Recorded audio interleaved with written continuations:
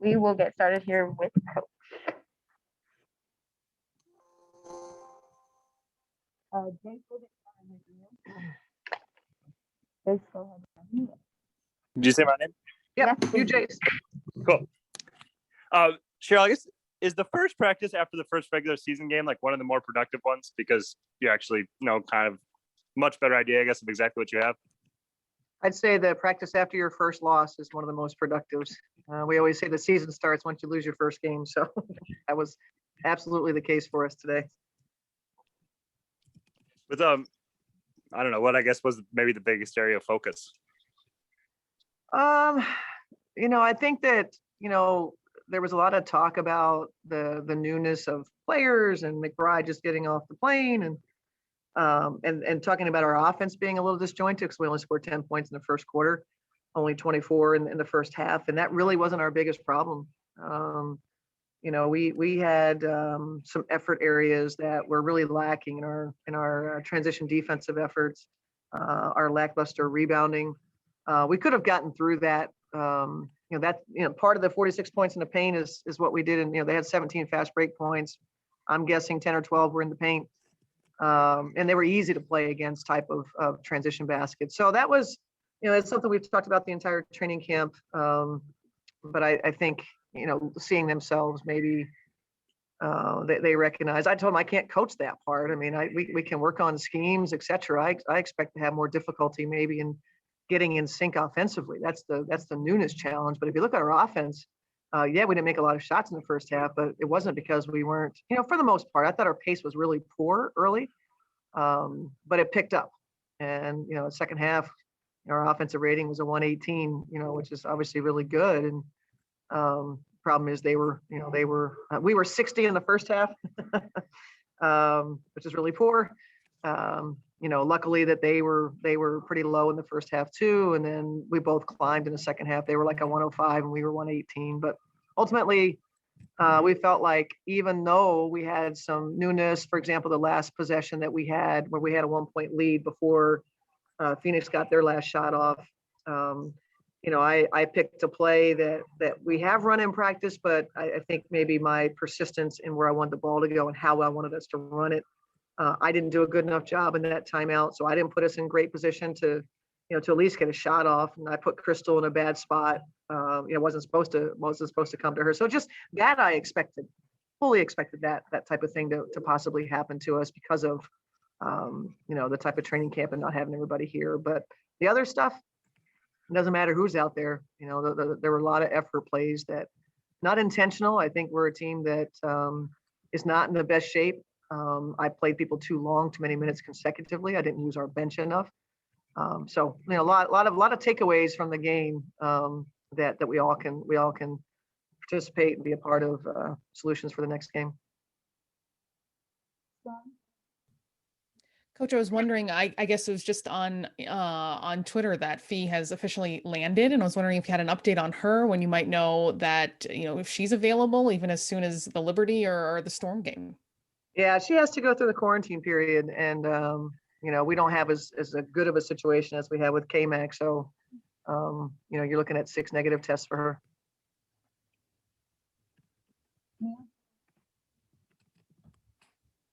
Hi, Coach. I was wondering, continuing on the offensive stuff, you mentioned the pace in the second half being better and everything, but for the most part, did you get the shots you were looking for?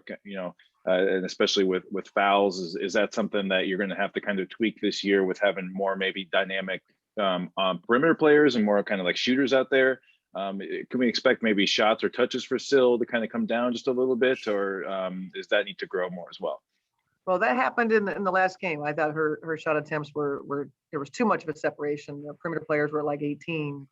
That's and they perimeter was productive. I think they shot about 45% collectively.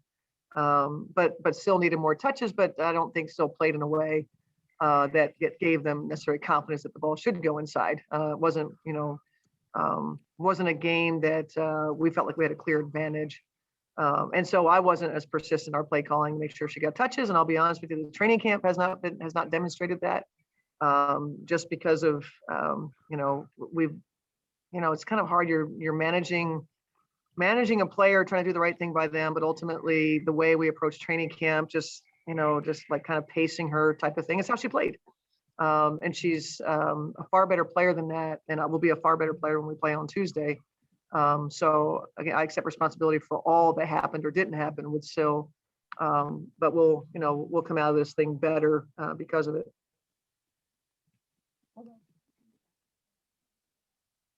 Hey, Coach, you talked about how you didn't go to the bench enough. Why do you think you kind of went away from the bench so quickly? Was it the way they were playing, or just because you guys are off to a slow start and you were looking for something? I mean, what do you think happened there?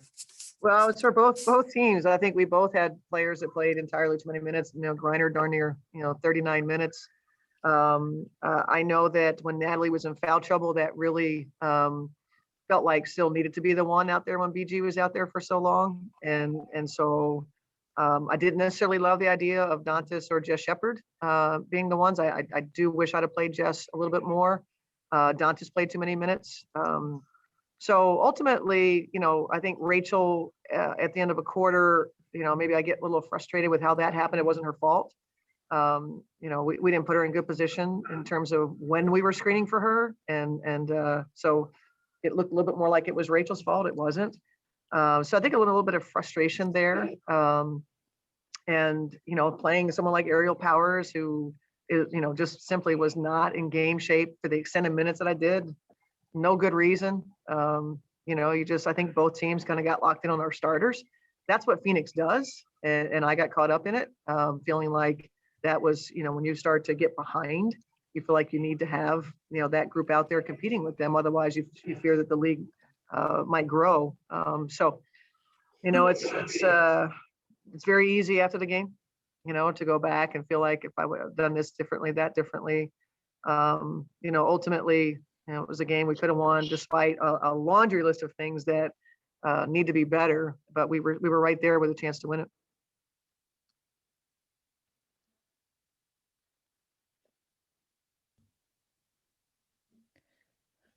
Coach, I wanted to ask about Jess, who you just brought up, and thinking about I should have played her a little bit more. I saw her on the bike during the game too. Is that something that's just going to be part of her routine? Is she still doing well from playing in the preseason, and feel like the trajectory is strong for her?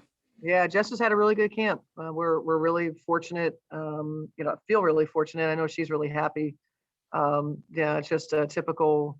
Some players need that for their knees to keep them warm. So that was an effort to stay ready. I got a lot of feedback on that. People thought maybe she was riding the bike and she was injured, and that's why she wasn't playing. And that just wasn't it. It was just my lack of usage. And I told her that today, that she should have played more. And they all just got to we all got to work together. And as I told the group, be patient as we work through things, as we work through different lineups of who's playing with who, and that's all part of forming your identity. You're just not quite there yet. Coach, I had one more. I can't. Is a lot of there were, on both sides, there were a lot of calls on people setting screens, a lot of offensive fouls called in the game.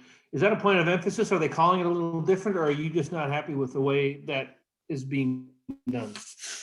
I saw that the illegal screens were being called on Minnesota, and they were not being called on Phoenix. And we have at least 3 clearly illegal screens that were being set by Phoenix that went uncalled. And that's the challenge. Is I have no problem, that's a point of emphasis or a point of education. That always is. You want legal screens, but you certainly want it to be consistent. And so I thought we had more possessions lost because of it than Phoenix did. That's how it goes sometimes, but we'll certainly, submit those clips and see how the league feels. You talked about working with Natalie on that earlier in camp. You were talking about she needed to be more precise in that. Do you feel like she was a victim of some bad calls, or how do you feel about that? No, I think it's obvious when I thought her lower body was good in terms of screening. We were missing some screening angles that did not necessarily lead to illegal screens, but I think when you're up top here and you give a little extra, we're saying that's the most obvious illegal. There were a couple screens by Phoenix that the base was so wide, and then a little hip check at the end. For whatever reason, referees seem to be more tolerant of that versus an arm that get raised up a little bit. But I thought it was missed, and no question about it when we send it. I know it's always a point of emphasis for them. They want to make sure they're getting it right both ways. I didn't think they got that done in this last game. Thank you. All right. All right. See you guys. Thanks.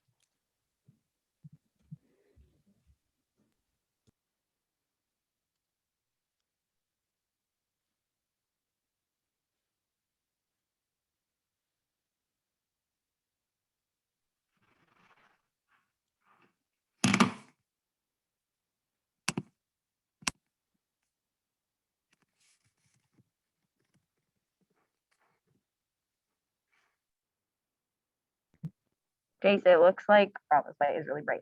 Looks like Rachel ran out, so I'm gonna get her for you. Okay. Sorry about that. Oh, that's all right. Okay, with that, we will conclude today's meeting. I'll get this link out as soon as I can. Thank you. Bye, everybody. Have a great rest of your day. Thanks. Bye.